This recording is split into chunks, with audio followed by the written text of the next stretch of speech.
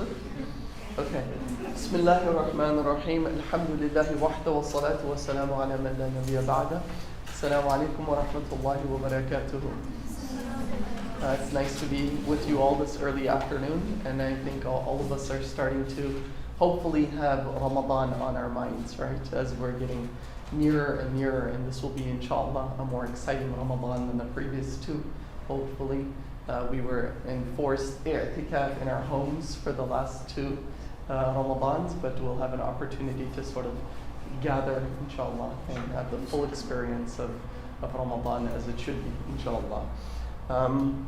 So I wanted to talk about the psychology of personal change, just things that we want to think about and consider before Ramadan sets in, because we need to prepare in advance for Ramadan before it actually hits us. And some of us, mashallah, we continue all of the eating and everything, and then the day before, it's Ramadan, and then you just sort of dive right into the deep end, and there's a sort of sudden shock to your system, right, that you experience, and everybody tends to adapt after a few days. But Ramadan is beyond just eating and drinking, right? The Prophet ﷺ said that there are individuals who, spend their fasting, and all they get from it is just hunger and thirst, right? Meaning that they just remain hungry and thirsty.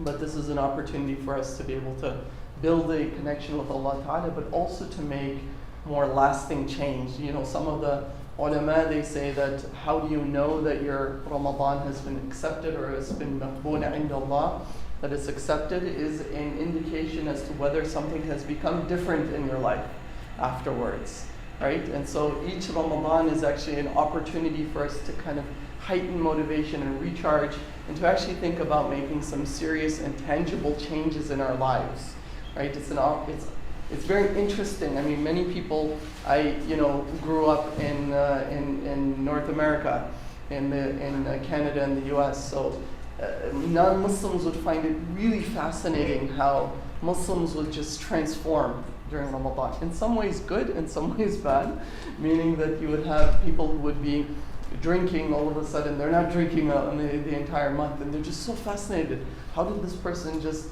completely transform for an entire month? But we want to not make this sort of like a yearly 1 month experience, but the idea is that Ramadan comes upon us, and then it allows us to sort of create vehicles for us to be able to have lasting changes. And hopefully through each Ramadan we have further growth, inshallah. So I want to talk a little bit about just practically about how to change, what to change. We oftentimes get stuck in some of our own habits, right?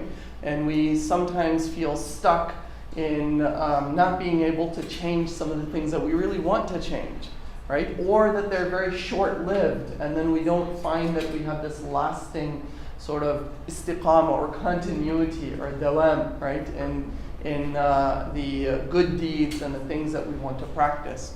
And so I want to talk a little bit about some of the barriers and steps. So I'm going to go through about 10 steps to creating sustainable habit change, okay? To change our habits and to make them sustainable, inshallah. So first off, as they say, as they say in Arabic, يُعْرَفُ الْأَشْيَاءُ بِأَضْدَادِهَا. The things are known by their opposites sometimes. So then we understand what is it that gets in the way of us not changing, right? What is it that stops us from being able to do those things that is consistent with our values and our goals? Well, the most basic thing that I can boil it down to is ultimately pleasure seeking and its counterpart, the avoidance of discomfort. Right? That's sort of the oftentimes life mission of many people, right? To be happy, but by happy we mean sensual happiness, right? Pleasure, right? And to avoid discomfort. And this is very kind of an interesting paradox, because the world and the way that it works is that it is not the more you attempt to seek comfort, the less comfort you have. And the more you attempt to seek pleasure, the less long-term pleasure you have, even though you might have short-lived pleasure. So you can look at some examples that I've thrown up here. The avoidance of discomfort. So human beings have been, and people can get very intelligent and creative. Lazy people are the most creative individuals, right? They think of the most creative ways to get out of responsibility, right? They have the most fascinating lies or stories that they can tell to get themselves out of responsibility, or the most fascinating inventions that they come up with to try to avoid working too hard, right? And so, it's sort of the motto of capitalism. It's work so you don't have to work, right, anymore. Work while you can, as short as possible, as putting in a spurt of energy so you don't have to work anymore. But when we look at things like this, like we've created dishwashers, smartphones, calculators, computers, everything is done electronically now. People, what would typically take an entire day for somebody to do, right? It takes a matter of minutes on a computer to do. If you want to make a withdrawal or a transfer, a bank transfer, you want to send money to somebody, before you'd have to, jump on a horse, right, and go to visit some family member, or in a car. But we've become much more sophisticated in being able to really cut down the amount of time that's needed. So we want to give ourselves more time, right? So you want to come home, you don't want to deal with dishes, so you throw them in the dishwasher. You don't want to wash your clothes with your hands because it's going to take up a good amount of your time, so you throw them in the washing machine, and so on and so forth. Also, we could have what? More time, right? We want to have more time and more comforts, right? But the irony is, the more that we seek this stuff, the less we have of it. It's such an interesting phenomenon. I mean, you can tell me, how much time do you have on your hands? I mean, as university students, oftentimes, not a lot, right? There's one responsibility to another responsibility to another responsibility, and people always feel like they're chasing responsibilities and never really able to keep up. This is despite the fact that you have all of these advanced technologies to make things, make things work for you or work faster for you.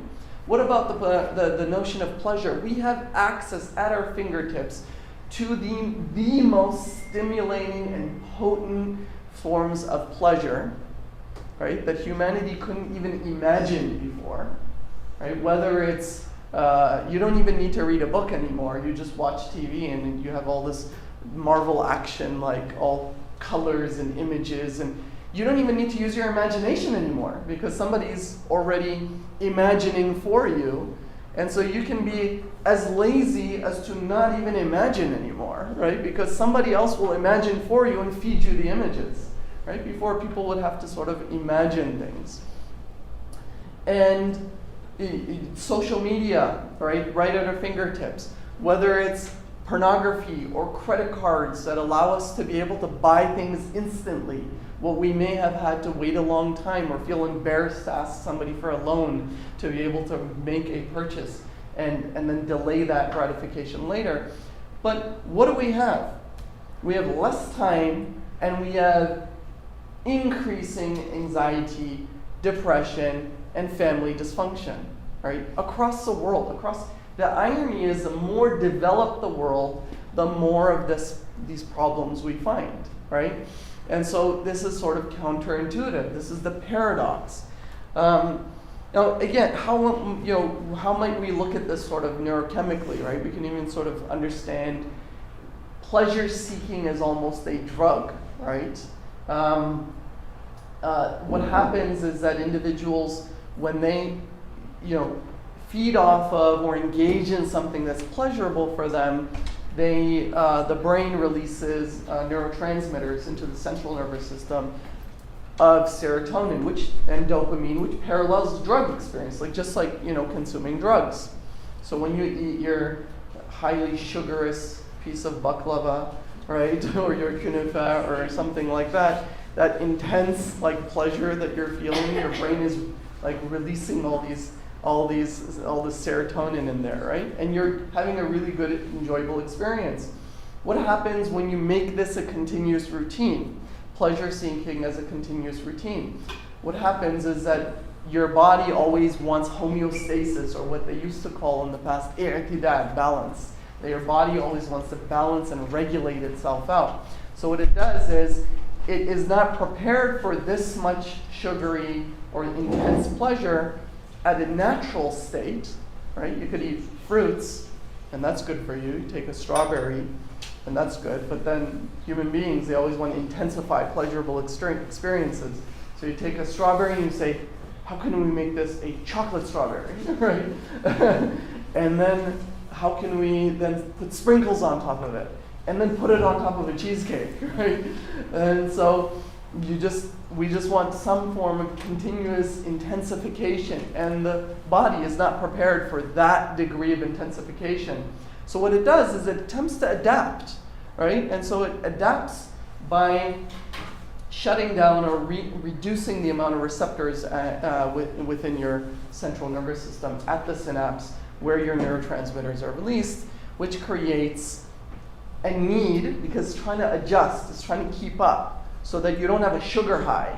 Because being high or experiencing that kind of pleasure isn't really what you're made to do. You're not supposed to experience that. And so what it does is it accommodates, and therefore, in order to experience the same thing, you might have started off with a strawberry, then it's chocolate strawberry, then it's cheesecake and strawberry, and then it's like, on top of that, and you just keep on going. And so you need more of the substance. Now, what happens if you take it away? Let's say, for example, you're used to, so like my children do, they'll, want to eat dessert before food, and sometimes they'll sneak it in if nobody's looking. And then when they eat their food, they say, oh, this tastes different, or it's tasteless. Or if they eat a fruit after eating a chocolate, they're like, this fruit is it's not sweet at all. You say, no, it's not that it's not sweet. You just ate a chocolate bar before eating the sweet. Therefore, you've sort of conflated it. Therefore, individuals cannot, when you have this much stimulation, some of the theories of epidemics of ADHD and Asperger's conditions and bipolars, certainly there's a biological component to this. But whenever psychologists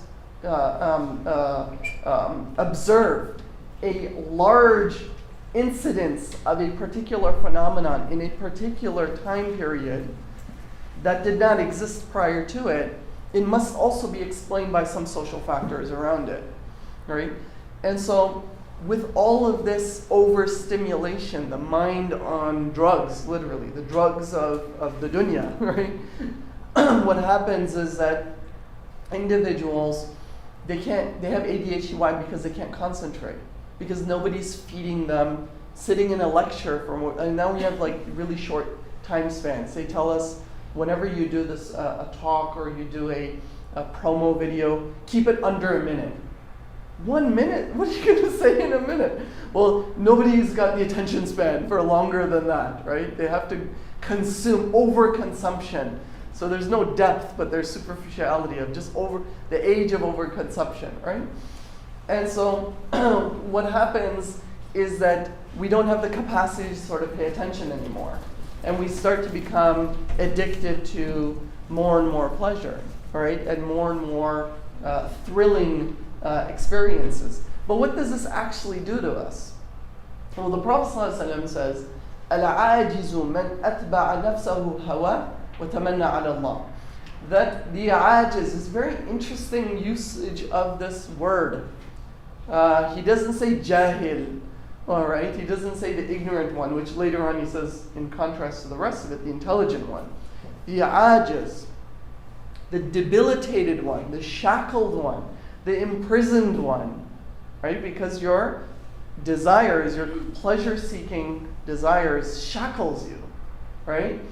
They shackle you, and so the ajiz is the one that makes their nafs follow their carnal desires, their lower desires. Whereas al-kayyisu man dana nafsahu, right? And this intelligent one is the one who restrains or restricts their impulses, right? So I'll give you an example. I had a patient of mine, I do psychotherapy, for those of you who don't know my background. So I had a patient of mine, he came to me, he had done the Hajj for the first time. This is, very well-to-do American Muslim living in the suburbs of Chicago, very privileged, right? He's a physician, therefore, everybody essentially serves him, right? So he doesn't have to do a whole lot. He goes on Hajj, comes back. I was thinking, this is going to be a transformative experience for him, and I asked him, how did it go? And he said, I kind of feel guilty saying this, but I'm just happy that it's done. Like, I'm done with the responsibility. I fulfilled the fard, I'm finished. And I was like very curious about, what do you mean, And so I asked him, I said, what happened? Well, why do you say that? And he said, well, first of all, it's really hot. There's no air conditioning. The hotels are disgusting. He's like, I had to walk all over the place. The food, wasn't as accessible, or wasn't what I wanted. I didn't have my stuff with me, like my regular comforts and whatnot. So I said, I'm just kind of happy to get it over with. So this happens in that an individual's self becomes so kind of shackled by the needs and pleasure and comfort that it requires, that it's unable to enjoy real pleasures. You can't enjoy fruit anymore. You can't enjoy real relationships anymore.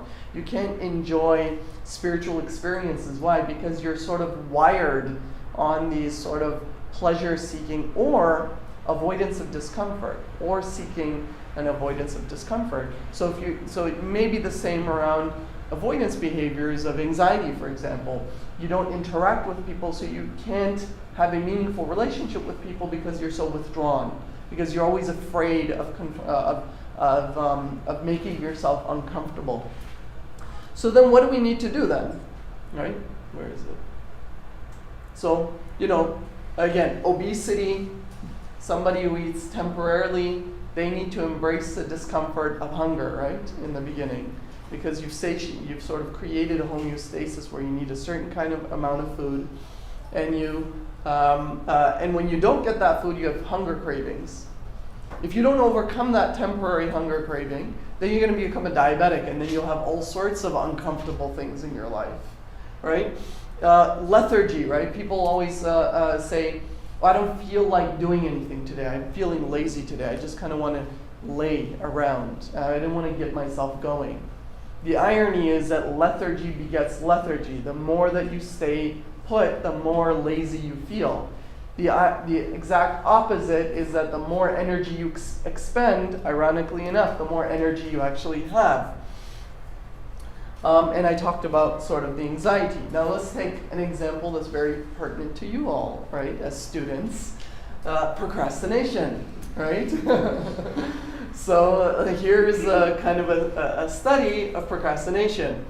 We look at short-term gains versus long-term strain, okay? So in the early semester, you have procrastinators here in the blue. They're chilling, right? They're enjoying themselves. They're not thinking about anything, right? They're, on social media, going out to cafes, and and mashallah, there's lots of entertainment, halal entertainment in Istanbul, right, to do for Muslim students. So they, are trying all of the different cafes and whatnot, and all the different coffees, and they're hanging out. The non-procrastinators, they're at home studying, right? They're in the yurts, opening their books, memorizing, wrecking their brains. So naturally, in the beginning, they experience stress, right? They're uncomfortable. While you're drinking your coffee, they're feeling uncomfortable, right? But the difference between them of discomfort is about this much.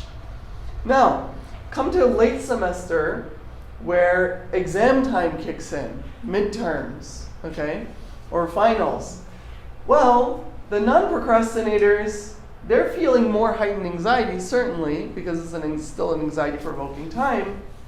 But the procrastinators, are way up here. Now look at the difference in size between these points and these points.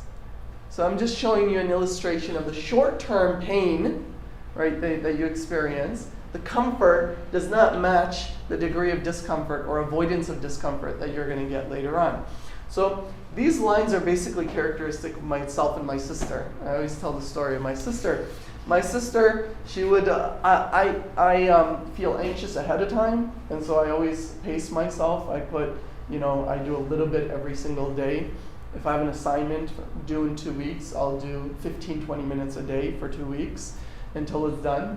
My sister, to come home, sit down, watch TV. And this is the day before the exam, midterm. And I come home and I see her just sitting there watching TV, and I asked her, "What are you doing?" She's like, "I'm watching TV." I said, "Well, don't you have an exam tomorrow?" And she's like, "Shh. Don't ruin my show right now." I'm trying not to remember that. And I'm like, "Oh, okay." Just leave her alone. And then 10 o'clock hits, she then starts to have like a panic attack, right? She starts crying and she's like, "Oh my God, what am I gonna do? I have so much to do. How am I gonna catch up? I'm gonna fail. I'm gonna be a loser in life." All of this.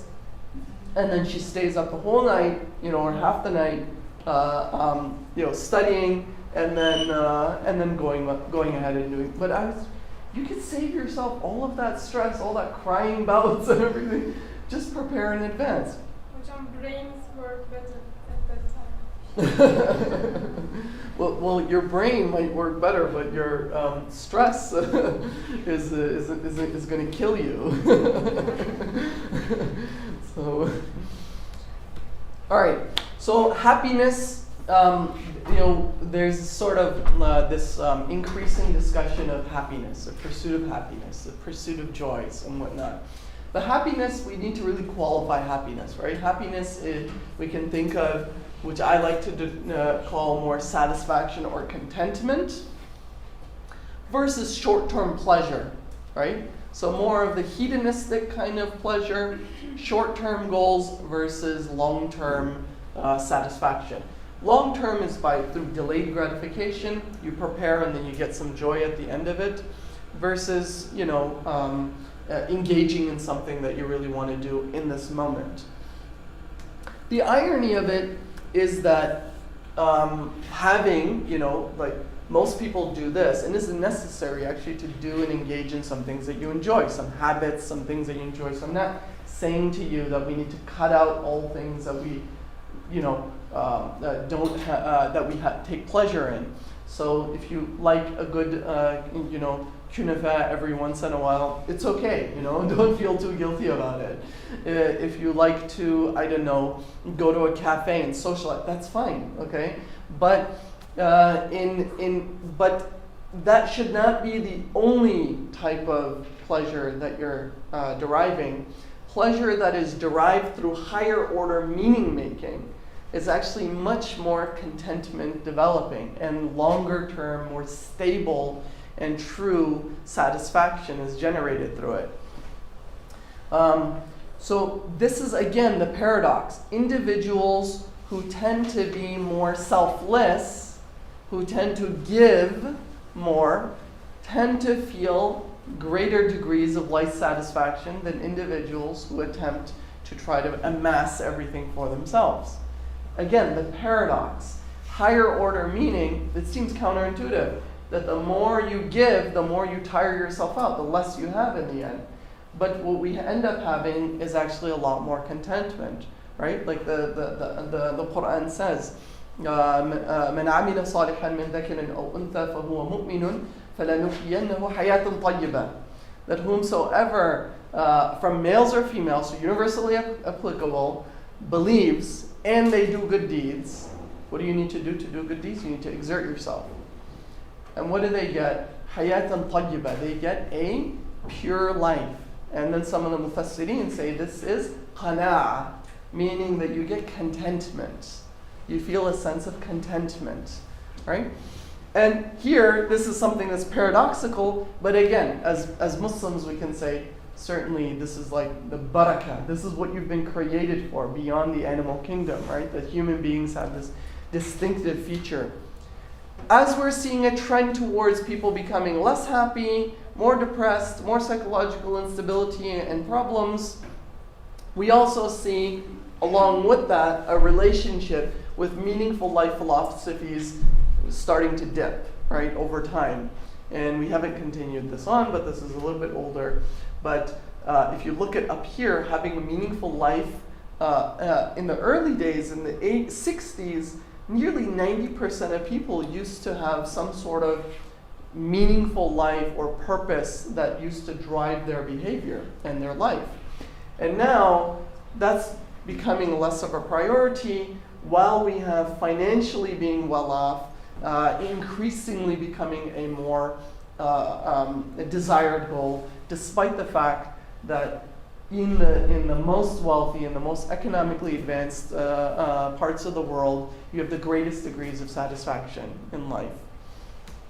So what do we need to do then? What's the moral of the story? You tell me, because I've been sort of telling you so far. What's the goal? What do we need to do? If pleasure seeking is bad, increasing or avoiding discomfort is not helpful, then what should we be doing then? Follow the rules mentioned in Quran about life. Mm-hmm. Right, but take kind of what I said. What does following the rules make you do? How does it make you feel? It makes you feel discomfort, right? Now, one might say, how can you feel discomfort? You're praying salat and you're like fasting and you're supposed to feel good, right? Well, that's true, but you have to tame and train the horse in order for the horse to enjoy the ride, okay? And so in the beginning, it's not going to feel very enjoyable. But what you have to do is you have to habituate it and you have to train it in order for it to enjoy the ride. Horses are not social creatures at all. They don't even like human beings. Okay, so if you find a wild horse, don't go up to it thinking that, oh, I saw this on Agtoro, maybe I should jump on it, you know? It's got like an automatic affinity to be ridden. No, it won't do that. In fact, it will resist you a lot. But once you train and tame a horse, the horse actually starts to love its master and to enjoy the ride and to become obedient to its master. So it's a very interesting kind of asocial creature that becomes socialized with its master. So the scholars often give examples of this. فَمَنْ خَافَ مَقَامَ رَبِّهِ وَنَهَى النَّفْسَ عَنِ الْهَوَى فَإِنَّ الْجَنَّةِ هِيَ الْمَأْوَى, right? That whomsoever, first of all, believes in Allah, right? So that's a prerequisite. They believe.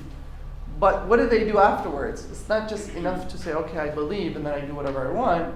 But نَهَى النَّفْسَ عَنِ الْهَوَى, that they deny their lower desires, its wants.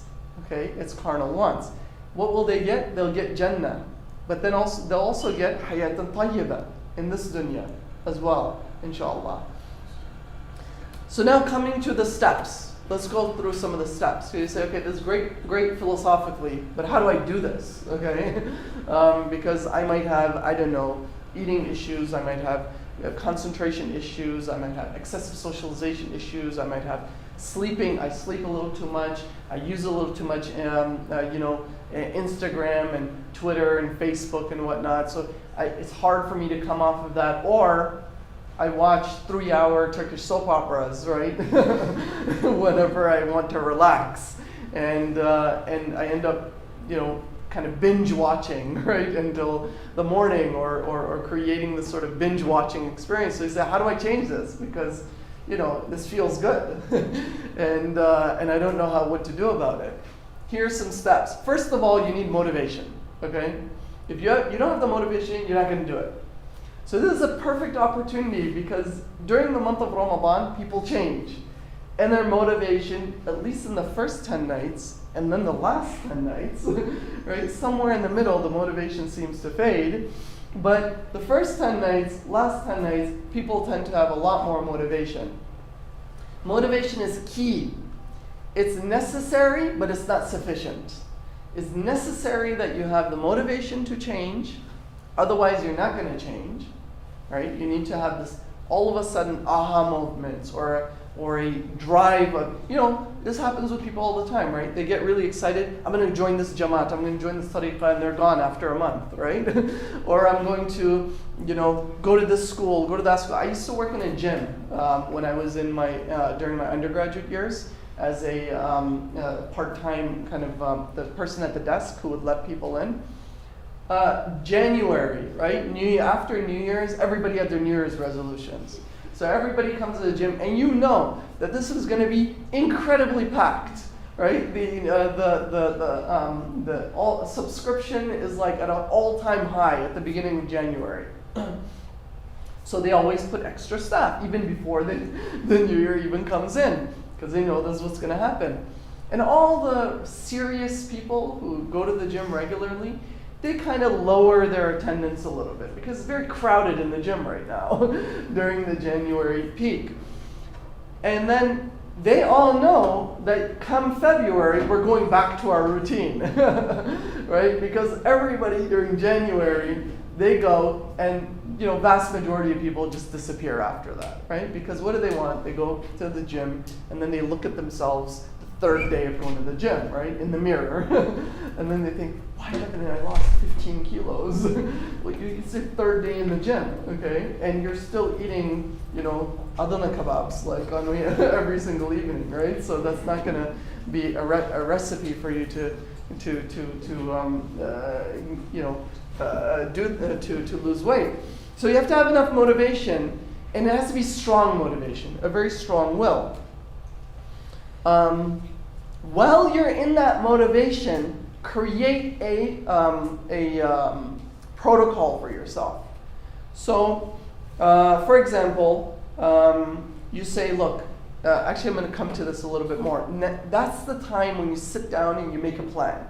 Like you say, okay, this is what I want to change, and here's how I'm going to do it. And I'm going to get to how to do it. The other thing that you want to do is to make sure that you assess yourself, right? Part of the assessment is, what function does this serve for me? What are my triggers, right? So for example, boredom. When I find myself becoming bored, I tend to pick up my phone and start to do this, right? Good, boredom is a trigger for me. Or it could be, whenever I find myself becoming really stressed out, right? I find myself in the kitchen, right?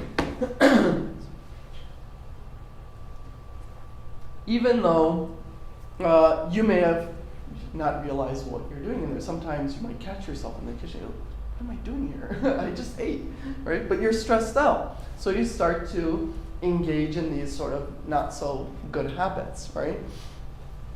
It could be self-soothing, right? Like people may use cigarettes or nail biting or other things or other habits because of the fact that they have some sort of underlying concern that is attached to some of their triggers, right? And this allows them to actually reflect on themselves and say, why do I find myself habitually kind of falling prey to this?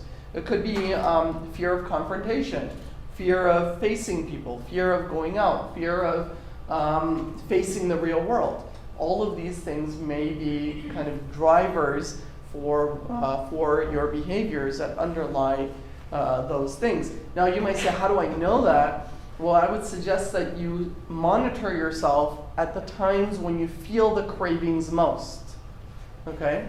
At the moments when you start to engage in this, do a little bit of a reflection. How did I get here? And why am I doing this now? Right? And then you can sort of find yourself, because they're sort of activated in that moment. The other thing is, change the situation, change the environment. Okay? You have a problem with your phone and being addicted to it, then turn it off as soon as you come home, make a habit, and throw it in a drawer that you can't find it. Okay? I had one of my clients who kept losing their phones, which was really irritating. But the nice thing is that he was never on his phone, right? But he would always lose his phone because he would put it somewhere, he could never find it, and he wasn't motivated enough to look for it, and then he would lose it, and it would be gone for like a week, and then he'd have to get a new one. This is more problematic, obviously, but But the idea is that, put it somewhere, forget about it, right? Change the environment, change yourself. There was a study that was done actually in Chicago called the popcorn study. And what they did was people came to the movie theaters. And the people who came to the movie theaters, they gave one group of the people that came to the movie theaters a big bag of popcorn. You can't finish it, okay? It's too big. Then they gave the second group an even bigger bag of popcorn, and you can't finish that either, but it's bigger than the previous one. They found that the group that had the bigger amount of popcorn ended up eating twice as much as the group that had the lesser popcorn, even though neither group finished the popcorn. Okay, they both had leftovers, but the ones that had bigger amount of popcorn ended up eating more of it. What's the moral of the story here, or the study? The idea is that if you change your environment, you'll change yourself as well. So if you, as my kids say, I tell them, what are you doing? Why are you eating all that junk? And they're like, well, you brought it in the house. I mean, if you bring it, we can't resist ourselves, right? And so then I think, okay, that's fine. Then we're not getting junk in the house anymore. So probably not beneficial for them to say that to me. But change your environment, change yourself. Change the environment and what you bring in and what you allow yourself to have. Also know your prime times, meaning that you know your prime time of when you study best. Tap into that, right? And you know your prime time of when your vulnerabilities are most. For example, if it's nighttime, right? If it's after dinner, if it's after a particular time and you feel most vulnerable, where you feel the craving and urges most during those times, those are the times that you might want to make it impossible for you to engage in that behavior. For example, you might use, I think we're going to come to this, a positive opposite. Positive opposite, meaning that at the time when you're most likely to engage in this behavior, do something else that may be pleasurable to you, right? But it's healthy pleasure. Okay? So for example, you decide to start going to the gym. You start to engage in some sports activity at a particular time when you're most likely to be glued to your computer, okay? Or at a time when you're most likely to be over-consuming food, okay? So you come up with activities or things that are going to counteract those vulnerabilities, those vulnerable time slots that makes it more difficult for you to resist, right? So there's a hadith of the Prophet ﷺ, لا يلدغ المؤمن من جحر واحد مرتين. A believer doesn't get bit from the same hole twice, right? So you identify, how did I end up in this situation, and then how can I revise so that I don't end up walking through this hole or in this vicinity. Other thing is incremental change. Imam al-Birgibi in his book has this section called al-iqtisad fil a'mal, meaning be economic or judicious in your deeds. And he goes in there and he talks about how people jump into all sorts of extreme sorts of spiritual activities, and this is not long lasting. Or even if it is, they're overdoing it, and eventually they're going to get exhausted and burn out. Okay, so he says what you need to do is to actually have moderation. So how do you do that? Well, I'll give you an example of another study. This is the radishes and the cookies study. Okay, so the radishes cookies study. What they do is they take individuals, two groups of individuals. They bring them into a room. On the one table, they have freshly baked cookies that you can smell. Okay, maybe we should modify this kind of like maybe people don't eat cookies as much here. I don't know, but there's all these other traditional sweets to eat. Let's say lokum on one side, okay, and then you have on this side they had radishes. So what do? The one group, they say, go ahead, go eat the cookies, enjoy yourself. The other group, they say to them, you're not allowed to eat the cookies, you have to eat the radishes. And they're smelling it and they're tempted, but they're not eating the cookies. Now they ask both of these individuals afterwards to solve a problem. They give them a problem to solve. It's a trick problem. There's no solution to the problem, okay? It's one of those sort of problem-solving questions that you don't have an answer to. So people start wrecking their brains over it and they can't come up with an answer. But what they notice is that the group that ate the cookies ended up spending about 19 minutes trying to solve the problem. The group that ate the radishes spent 9 minutes and then they quit. Why?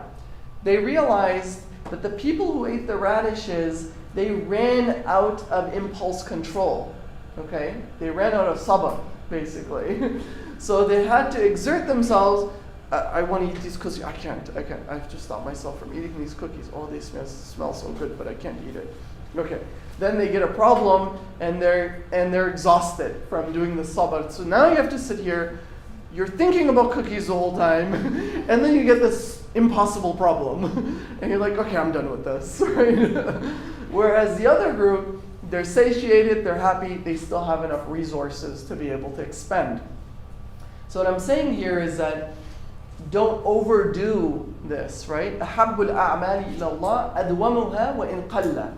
That the most beloved actions to Allah are those that are done with consistency, even if they're little. You know, like Turkish chai? Little bit, right? But عَلَى الدَّوَامِ, right? Consistently, right? You just drink it continuously, right? So the way you drink tea, that's what you do with your a'mal. Don't take these American-sized one liter coffees and overdo it and then have like a caffeine high, right? And then come crashing down in the afternoon. And then you need another liter to refuel. But you need, in order to have continuity, you need to do incrementally increase your potential. So the nafs is like a muscle, okay? So it's like if you go to the gym and you exert yourself in the gym, you're trying to lift some weights. And what happens is that if you put too much on, you're going to hurt yourself. And you're not going to come back. And then you're going to have so much tissue damage that you're going to need a long time to recover. And you're not going to be able to continue to do this. But if you lift up enough to exert pressure, you need to feel pressure. That's really important. As they say, no pain, no gain. You have to put enough pressure on yourself to build, right? Build yourself, but not overdo the pressure to break yourself, but not underdo it where it's too easy as well. And then after a while, you get accustomed to it, then you add more. Let's say, for example, like reading Quran. You say, okay, what I want to do is, and maybe Ramadan is an exception in this regard, because we might do a lot of a'mal, but you make a plan afterwards, and you say, look, after Ramadan, what I want to continue is I'm going to start with a page a day, 2 pages a day, whatever you think is reasonable for you. Don't say, well, I did 2 juz a day during Ramadan, I'm going to continue 1 juz a day. And you know you're going to burn out, and you're not going to do it. Okay, you're going to do it for a little while, do it for the month of Shawwal, and then after that you're gone. Okay, like the gym, January season, right?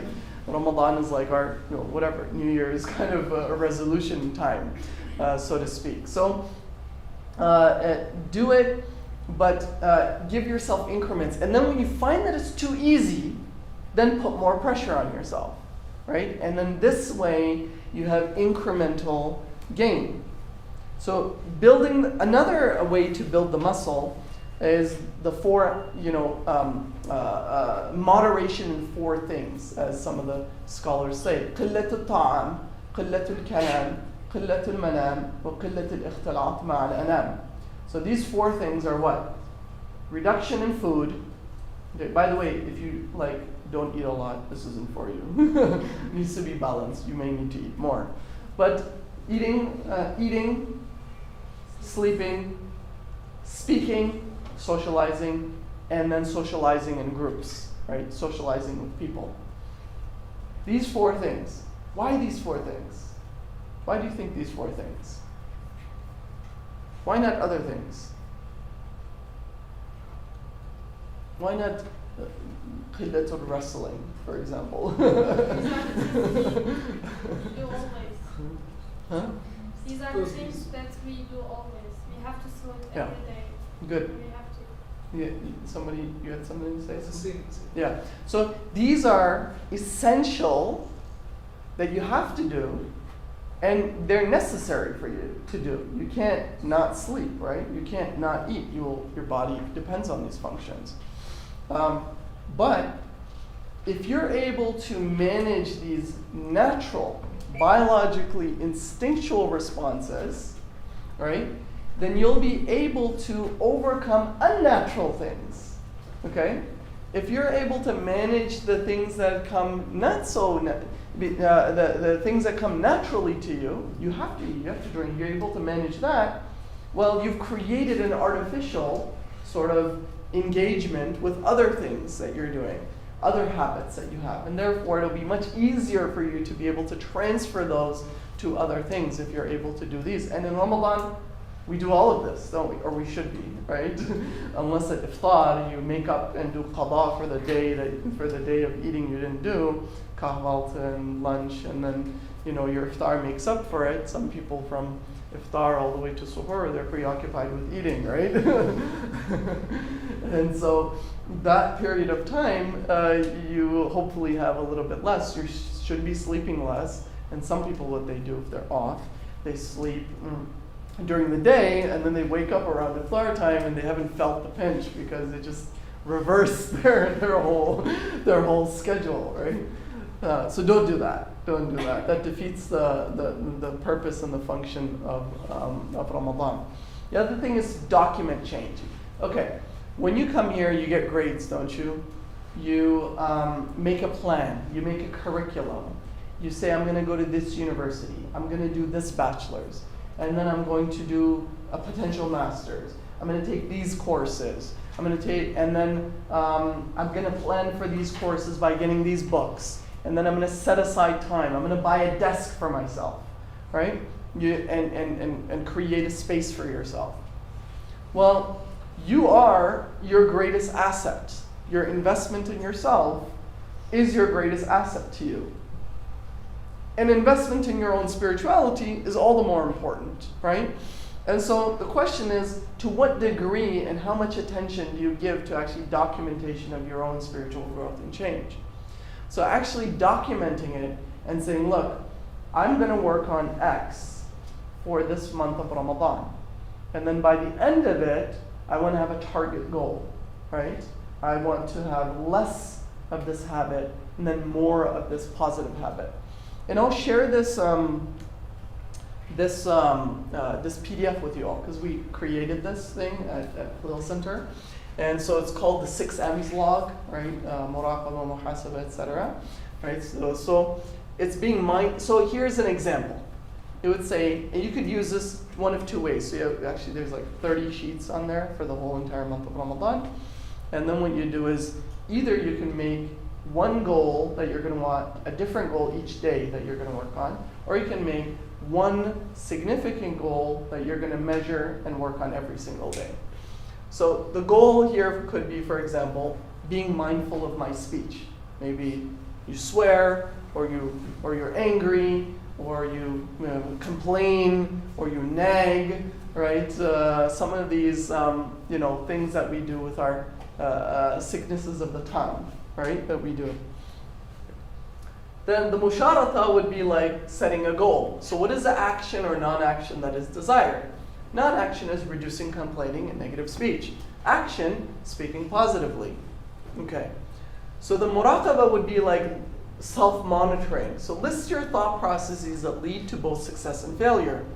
Failure would be like, I don't know, I ruminate over what other people did that day. Oh, they did this? Oh, I can't believe they did this to me. What is wrong with them? Or I take it personally. Or I become very sort of consumed in interpreting their actions. Success would be trying to be intentional in my speech, right? When I stop before I speak and I ask myself, should I say this? I find that I'll probably be more successful. So that's kind of internal self-monitoring. Muhasaba would be like self-evaluation. So how many times during the day will you stop to evaluate yourself? So you actually set a number for yourself. So you say, look, throughout the day, after every salah, I'm going to evaluate how I'm doing so far throughout the day. Okay, I made it till Dhuhr. Like, oh man, I swore a couple of times, already, and it's halfway through the fast. That's not good, right? And so, okay, I'm gonna kind of correct myself, and I'm gonna try to, and then you want to make it specific. So 5 times when, like make it very specific. When do you do this? Mu'aqaba. So you punish yourself. What will be the consequence you give yourself for not achieving the goal? There used to be the swear jars, and people would put, I have to put money into the jar, right? So I had a client once, and we set up this behavioral treatment goal for him, right? And I said, okay, he used to engage in, excessive media engagement, right? And so then we said, okay, this week we're going to go from 4, times that you're allowed to engage in this to 3 times. If you engage in more than 3 times, what should be your punishment? It's a punishment. I don't know. And I said, well, think about it. What do you think will be a good deterrent for you? Maybe if I give in sadaqah, I'll give some money in sadaqah. Okay. How much should you give? I don't know. Let's start with $100. Okay. Oh, conversion is a lot of liras, right? No. So what is that? Nearing 15 now to the latest, unfortunately. But then he says, okay. So 1 week passes, 2 weeks passes, and I ask him after a month, how's it going? Every week he's having violations. What's going on here? To tell the truth, I really don't care about money. And I waste a lot of money anyways, and giving $100 in sadaqah makes me feel good. Actually, it doesn't feel like a very painful process. I said, okay, no problem. I'm going to come up with a different solution for you. Then I realized he's a very social person, very invested in what other people think of him. So I says, okay, we're going to modify this a little bit. The next time you do this behavior, outside of the 3 that you're permitted, and you only get 3, if you engage in a 4th, what you're going to do is you're going to call somebody, ask them for a loan of $100, then give it in sadaqah. Wait 1 week, then pay them back. And he's like, so I have to ask for a loan, but I have the money. I know. But why can't I just use the money I have? Because it doesn't feel painful for you. He's like, but that's going to be embarrassing. Exactly. That's why we're using this. That means it's going to work. It doesn't feel good, does it? He's like, no, I hate it. I said, perfect. Right? We have the perfect remedy for you. He's like, okay.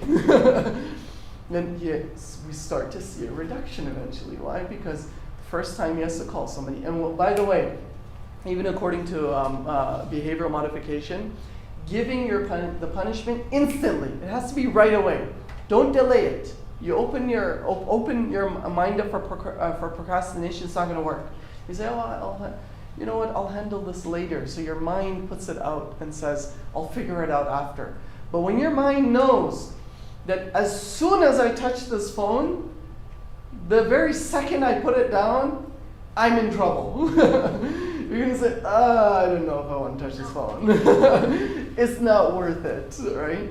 And so that's where you may want to use this sort of the mu'aqaba. Mu'aqaba would be like kind of reminding yourself or motivating yourself. And so one thing a person may do is to use a hadith, for example. من كان يؤمن بالله واليوم الآخر فليقل لي خيرا أو ليصمت, right? Whomsoever believes in Allah on the last day, they shall speak good or they shall remain silent. So this would be like an example that if you use this, and this might be motivational, it kind of keeps you in check. And then obviously mujahada. You have to make struggle against yourself. And so you need to ask yourself, what do I need to do? What are moments that are going to be most trying for me? Okay? The most trying moment is going to be when I see my sibling. Okay? It could be. Maybe I don't get along with one of your siblings. As soon as I see them, I start to feel irritated already, right? Then you might want to say, okay, well, this is the time when I have to really exert myself, especially in those moments. In the evening, you evaluate yourself. How did you do? Success or not? And then if you failed, did you give yourself the punishment? And did you use your self-talk reminders? Okay, so I'll share the PDF with you all if you guys create an email list, and I'll share the PDF with you all, and you can use it. I think I mentioned this. This was replacing the behavior. This is called mudawat, according to the philosophers. To change something is by replacing it with something that is not compatible with it, that is its opposite or positive opposite. And today we call that reciprocal inhibition in psychology, right? So again, finding your most vulnerable time and then engaging in something that's opposite to that. If you like to sleep in a lot, right? Or then push yourself to get up for Fajr and go to the Jami, right? For this. And I had a client who had a completely irrelevant issue to namaz, right? He had an overall overindulgence in pleasure. And then I told him, what I'd like for you to do, I was like, do you pray Fajr? He's like, sometimes. I said, okay, fine. So first week we're going to start with just praying Fajr. Okay, make sure you get up and you pray Fajr. Okay, fine. First week, 2 weeks, he does that.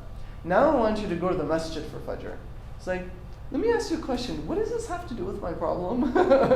Why am I going to the masjid for? I was like, just trust me. Okay, the more you engage in self-control, right, and you are able to kind of push yourself to do that which you're uncomfortable with, the more likely it is that that'll generalize to other parts of your life. Okay, that discipline will sort of translate to other parts of your life as well. So but in this case, imagine if he was, I don't know, at Fajr time doing something wrong or sleeping in excessively. Then we might push him to do this to break that. And then it might have a reverse effect too, to rein in his sleep in the evening. The other thing is your internal barriers. Know your internal barriers or your internal, the waswas of shaitan that's going to come to you. You're all familiar with that, I'm sure. We are all, right? In the shaitan yajri min al-insani kamajra dam. Shaitan is, flowing in all of us. And he gets locked up in Ramadan. But then the question is, what's going on then in Ramadan? Because I still feel evil, right? So why is that? Because, well, it's your nafs now. So the relationship between shaitan and your nafs is that shaitan just works really effectively on your vulnerabilities, right? If you have a craving for cheesecake, he's going to come and tell you not to eat baklava, he's going to tell you to eat cheesecake, right? And so he's going to come and whisper into you that which you have an affinity for. So as Imam al-Ghazali says, to get rid of shaitan is by working on your vulnerabilities and strengthening them. You won't get rid of him, but you'll make it tighter. The pathways to you will be more difficult to access. But know the sort of tricks that you might fall into. So, for example, today's really hard. I was going to try to, have a small iftar today, but the menu is so excellent today. So maybe I'll start tomorrow, okay? And then tomorrow comes, and you're like, today's not such a bad menu either. Maybe I'll start the next day. So this procrastination starts to happen, right? Or your rationalizations. What's wrong with this? I mean, it's not that bad. It's just, what am I doing? I'm just, just looking at my phone a little bit. I need this. I need this to relax. It's my recharge. Okay, then I feel good again. And so you do this rationalization, right? You start to rationalize your behavior because what happens? There's a rebound effect. The mind, your beliefs, and your behavior, if they don't align with one another, the further the separation, the more of a desire to generate congruence. So what's going to happen? You feel internal tension. If you're doing something that's contrary to what you think, either you're going to change your behaviors, or you're going to change your mind.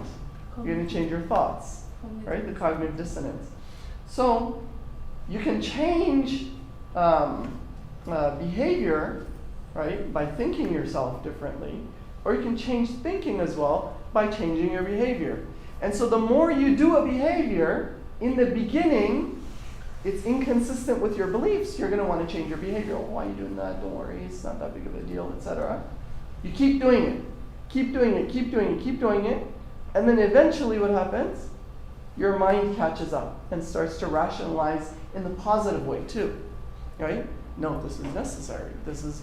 So this is where you get these people who go to the gym in the beginning and they're like, oh my God, why do I have to do this? I'm not that overweight anyways. Who cares? I don't need that. I'll just save it for next time.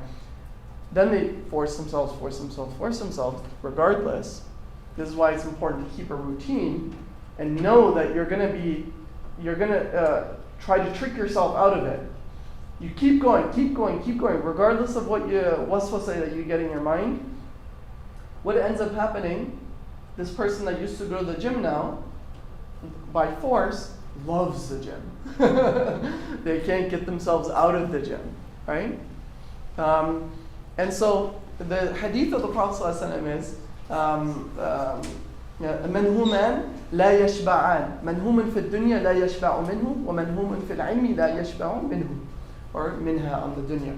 So he says that that two things that an individual may be preoccupied in, obsessed or engaged in. One is the dunya, that you never seek satiation from. The more you engage in it, the more you want it. The second thing is ilm, right? And by extension, anything positive, right? Any positive a'mal. The more you engage in it, the more you want of it.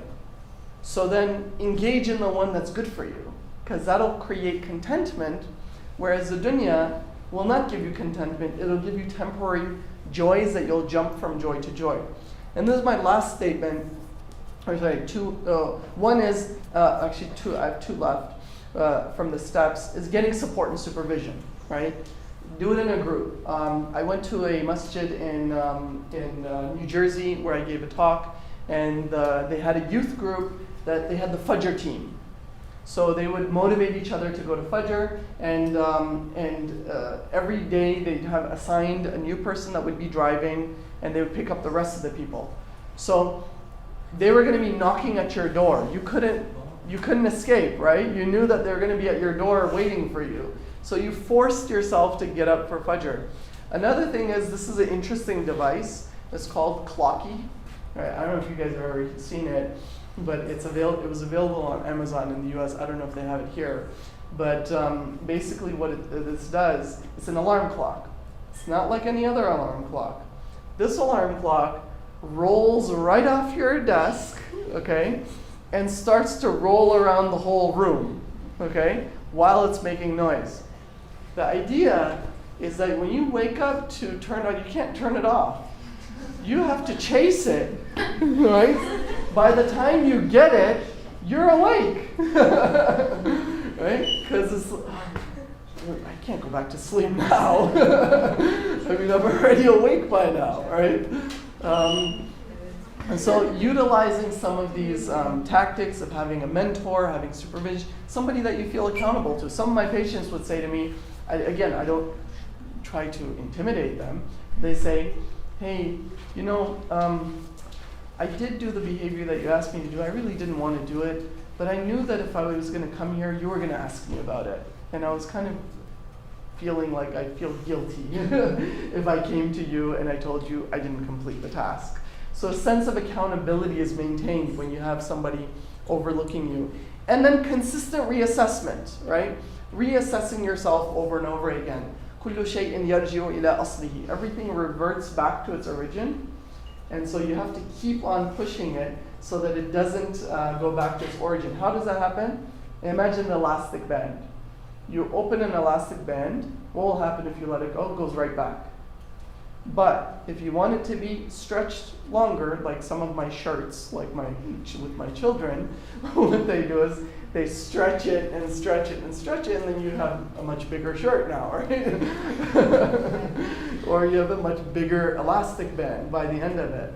So stretching and stretching. So what do you need to do? You need to overstretch. You actually need to overstretch so that when you let go, you have to anticipate the pushback, the snapback effect, or the rebound effect, right? Just like a sheet of paper, if you fold the sheet of paper and then you just leave it, it's not going to be straight, it's going to be crooked, right? How are you going to make it straight? You need to fold it the other direction. And so you have to actually exert yourself in the opposite direction enough. And the other thing about reassessment is always assess yourself by the behavioral output, not by what's going on inside of your mind. Because people will say, I feel depressed today, I don't feel like praying. Nobody said you have to feel like praying, okay? Not every occasion is supposed to be like a kind of ecstatic hal that you go into, right? Whenever you say Allahu Akbar and I'm on the Mi'raj, like every time you say Allah. No, there's going to be times where you're going to pull yourself up out of your bed and it's the last thing you want to do is pray, but you force yourself to pray, right? So the more you push yourself to engage in these pro-social behaviors, the more it'll become habits, and then they'll become easier. And then when you go for Taraweeh, right, during Ramadan, what happens? First few days, people are there because of energy, motivation. This is like the motivation high energy, right, that gets in. Then what happens is their nafs kicks in, meaning their stamina runs out, like the radish and cookies, right? They say, I'm out of here now. This is too much for me. But a person who has this regular habit of keeping up with prayers, what they'll do is they're going to not feel the excessive pain when they're standing for Taraweeh that month, right? Or even during the middle period of the month. So don't look at your feelings, but look at what it is that you're actually doing, right? So gauge your success not by how you feel about something, but about what you're actually doing. Your feelings will come up and down. They may, just like Iman, will go up and down, right? But we're not responsible for the internal feelings. We're responsible for what you do with your behavior, right, ultimately. And so that's where we'll end, inshallah. And hopefully this was some points that was beneficial to allow all of us to have a more fruitful Ramadan, inshallah.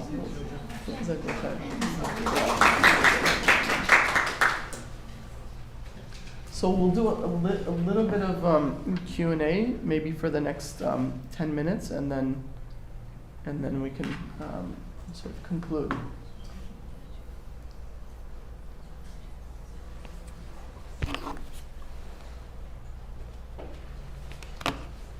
You don't have to have questions, by the way. It's okay. Yes. So, basically we can control, we're capable of controlling ourselves in Ramadan. There's the environment around you is suitable, you can make a change in yourself. But then, the 3 days of Eid, it's when the fun plan comes and the week is over, and what next? You're gonna start it all over again. Yeah, so all of the 10 points that I mentioned, basically. So you have to prepare yourself. Ramadan is the catalyst for you. It's the motivator. It's the springboard to get you into action. So after Ramadan, what you need to do is to ensure that you have a routine set up for yourself for the remainder of the Ramadan. You need to have a Ramadan plan, and you need to have a post-Ramadan plan. And don't make your post-Ramadan plan the same as your Ramadan plan. Okay, because you're not going to do it. It's just bottom line. It's not going to happen. Okay? But what you're going to do, let's say, for example, after Ramadan, you may say, I don't know, 1 month out of the, 1 day out of the month, on a Monday and Thursday, I'm going to fast. 1 day. Okay? Maybe I'll turn that the next year into 2 days. Maybe I'll turn that into once a week. You're going to say, how much Quran was I reading during the month of Ramadan? I was reading an entire juz, a day, completing the Quran, hopefully, by the end of Ramadan. You say, am I going to do that during the year? Probably not, right? Based upon the best predictor of future behavior is past behavior. So looking at your past, what's my routine? I don't know. Maybe I read a couple of pages a week, maybe once a month. I don't know. Whatever that routine, whatever the answer to that question is. Then you say, okay, I'm just gonna do half a page even. It may even be 3 ayahs if it just anticipate that you're going to anticipate the possibility that you're going to give this up. But if you say to yourself, and then if you say, when am I going to do this? I'm going to do this after I pray in the evening, right? After Isha, the last prayer of the night. That's when I'm going to do it. I already have wudu. I've already prayed, and reading an extra 3 ayahs or half a page or 1 page is not that big of a deal, right? And during this month, I'm going to reduce speaking or socializing so much. During this month, I'm going to get rid of my phone altogether. I'm going to detox from my phone. I'm going to tell people on WhatsApp, everybody, I'm going into unplugging mode for the month of Ramadan. If you don't hear from me, it's okay. I'm not dead, inshallah. Right? I'm just, trying to work on myself during this month. And so unplug to the best of your ability. Now, you may say, well, phones are kind of necessary in our day and age, which is the necessary evil that we've created for ourselves. What you do is you say, look, I'm going to put WhatsApp on my desktop, on my computer. I'm going to put my phone away. And then what I'm going to do is when I get on my computer to do my work, I'm going to set a set time period in which I'm going to check my phone or my computer. Every day between X time and this time, I'm going to be responding to my messages on WhatsApp. Not sending social messages, but just responding to messages. I'm going to be responding to emails, right? Because it may be necessary to do so. And so I'm going to do that on my computer, not on my phone, from this period to this period. So that's what these are. You want to make a plan for yourself. Now, that's your Ramadan plan. After Ramadan, then you say, okay, I achieved this. So after this, it should be a lot easier, right? Because now I do have to go back to kind of using my phone possibly. And so what you say is, all right, I'm going to use it, but I'm going to set 1 hour where I can use it on my phone from a particular time period. Or when I get home, I'm going to put it away. I'm going to fix period of time when I'm going to look through my phone, answer my messages, do whatever I want on the phone, and then I'm going to put it away, right? So control, if you don't control you, your nafs will control you, ultimately. If you don't discipline yourself, you won't get disciplined, right? It's things don't happen on their own, right? And the biggest illusion is that we will do it tomorrow and we'll fix ourselves tomorrow. But that's just the nature of it. Everything happens that way. Everything is till tomorrow until it never comes. The next time you say, I'll do it tomorrow, stop yourself and say, why? Why didn't I just do it now?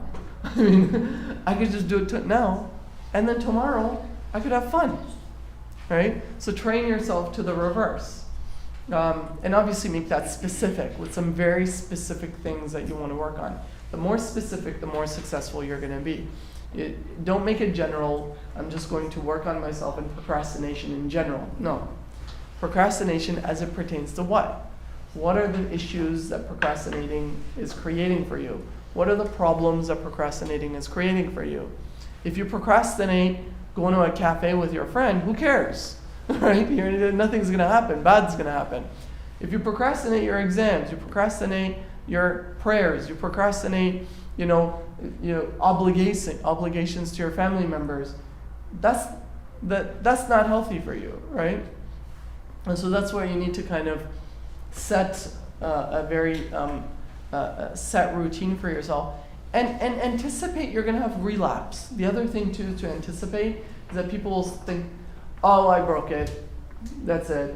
It's finished. I was on a good roll for a week, 2 weeks, and now I suck. I can't do this. I might as well go back to what I was doing before. Anticipate relapse is a part of treatment. Think about it. Your drug is the dunya. okay? and we are addicted to different aspects of the dunya. Think of it as drug treatment. It is the exact same treatment process of detox, okay? And so make it specific and recognize that when you fall off the wagon, right, as they say in drug or in alcoholism, when you fall off the wagon, get back on it. It doesn't mean that you need to fall off and stay off. You just say, so the key is not a complete elimination.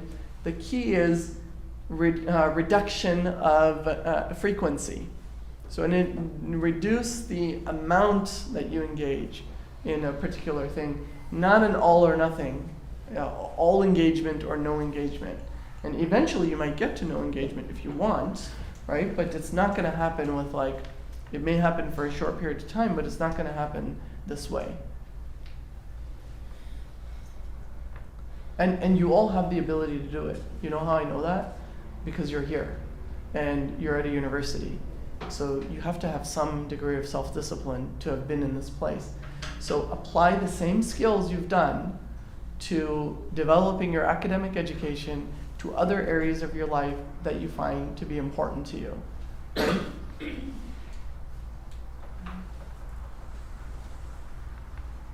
Inshallah. Yes? I just wanted to add something. I was just reading before 2 weeks this book. It's called Can't Hurt Me. It's called what? Can't Hurt Me. Can't Hurt Me. It's written from David Goggins.